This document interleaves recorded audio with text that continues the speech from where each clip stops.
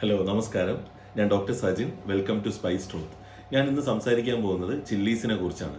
നമ്മുടെ മാർക്കറ്റിൽ ശരിക്കും രണ്ട് ടൈപ്പ് ചില്ലീസാണ് കൂടുതൽ കാണപ്പെടുന്നത്, നോർമൽ ചില്ലീസും കാശ്മീരി ചില്ലീസും. അതിൽ നോർമൽ ചില്ലീസിനെ കുറിച്ചാണ് ഞാൻ ഇന്ന് സംസാരിക്കുന്നത്. വറ്റൽ മുളക് എന്നൊക്കെ നമ്മൾ വിളിക്കുന്ന ഈ നോർമൽ ചില്ലി ശരിക്കും ഗുണ്ടൂർ ചില്ലി എന്നാണ് മാർക്കറ്റിൽ അറിയപ്പെടുന്നത്. അതിന് കാരണം ആന്ധ്രാപ്രദേശിലുള്ള ഗുണ്ടൂർ എന്ന് പറയുന്ന സ്ഥലത്താണ് ഇത് കൂടുതലായിട്ടും കാണപ്പെടുന്നത്.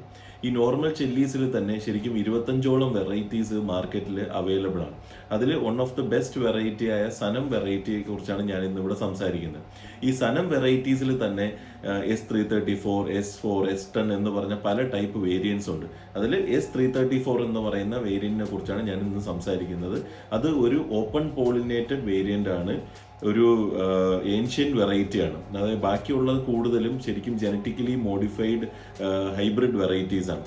ഇത് മാർക്കറ്റിൽ നമുക്ക് എങ്ങനെ ലഭിക്കുന്നതെന്ന് പറഞ്ഞാൽ പല ടൈപ്പ് ഗ്രേഡ്സിലാണ്. അതായത് ഇവിടെ നോക്കിയാൽ നിങ്ങൾക്ക് കാണാം, medium best deluxe, super deluxe, ഇങ്ങനെയാണ് ഇതിന്റെ ഗ്രേഡിംഗ് നടക്കുന്നത്. ഇപ്പോൾ ഞാൻ നിൽക്കുന്നത് ഗുണ്ടൂർ മാർക്കറ്റിലാണ്. ഈ ഗുണ്ടൂർ മാർക്കറ്റ് എന്ന് പറഞ്ഞാൽ ഏഷ്യയിലെ തന്നെ ഏറ്റവും one of the biggest chilli മാർക്കറ്റാണ്.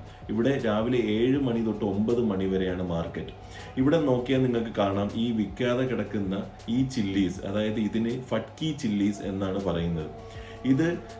ഇതിന്റെ വ്യത്യാസം എന്താണെന്ന് വെച്ച് കഴിഞ്ഞാൽ, ഈ സനം പോലുള്ള വെറൈറ്റീസ് മാർക്കറ്റിൽ 200 രൂപ റേഞ്ച് ഉള്ളപ്പോൾ ഈ ഫട്കി ചില്ലീസിന് ശരിക്കും 50 രൂപ 60 രൂപ റേഞ്ചിന് കിട്ടും.